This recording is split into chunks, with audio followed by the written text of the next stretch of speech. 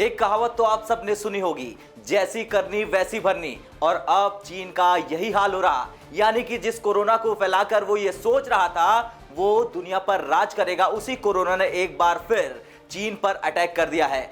आलम यह है कि चीन की जीडीपी की ऐसी की तैसी हो गई है और चीन को लॉकडाउन करना पड़ा है। इसका चीन की जीडीपी के बढ़ने की रफ्तार सुस्त होने की आशंका पड़ गई है। दूसरी ओर भारत की जीडीपी फाइनेंशियल ईयर 2022-23 में बढ़िया परफॉर्मेंस करने की राह पर है, लेकिन सवाल खड़ा हो रहा है कि क्या चीन को कैसे भारत ने पीछे कर दिया और भारत में कंपनियां क्यों आने के लिए आतुर है। इन तमाम सवालों के जवाब हम आपको इस वीडियो में देंगे। नमस्कार, जय हिंद, वंदे मातरम। आप देख रहे हैं भारत तक, मैं हूं आयुष।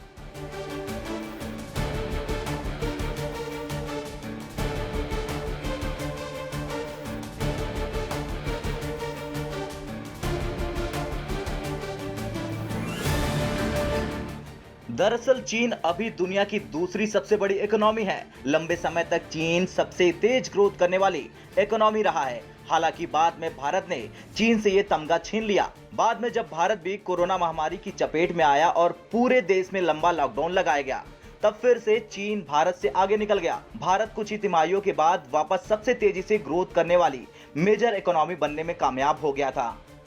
चीन में अभी कोरोना का हाल यह है कि अकेले करीब 24,000 मामले सामने आए हैं। इनमें करीब 3,500 मामले पॉजिटिव केसेस के रहे, जबकि करीब 21,000 मामले बिना लक्षण वाले रहे हैं। चीन की आर्थिक राजधानी संघाई शहर में अभी सबसे ज्यादा मामले सामने आ रहे हैं।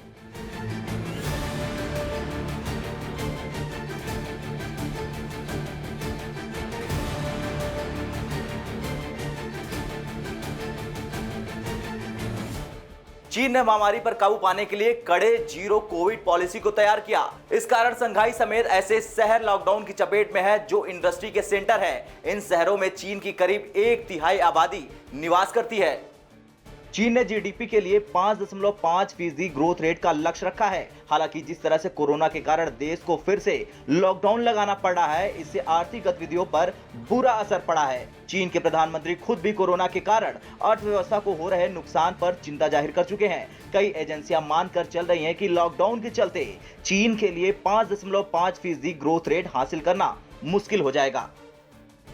दूसरी ओर भारत की बात करें तो जीडीपी के मोर्चे पर स्थिति ठीक बनी हुई है। प्रमुख एजेंसियां और संस्थान इस फाइनेंशियल ईयर में भारत की जीडीपी के 7 से 8% की दर से बढ़ने का अनुमान जाहिर कर रहे हैं। विश्व बैंक ने भले ही भारत की जीडीपी के लिए ग्रोथ रेट के अनुमान को कम कर दिया है, लेकिन ये अभी भी 8% है। रिजर्व बैंक की माने तो भारत फाइनेंशियल ईयर 23 में 7.2% की दर से ग्रोथ कर सकता है।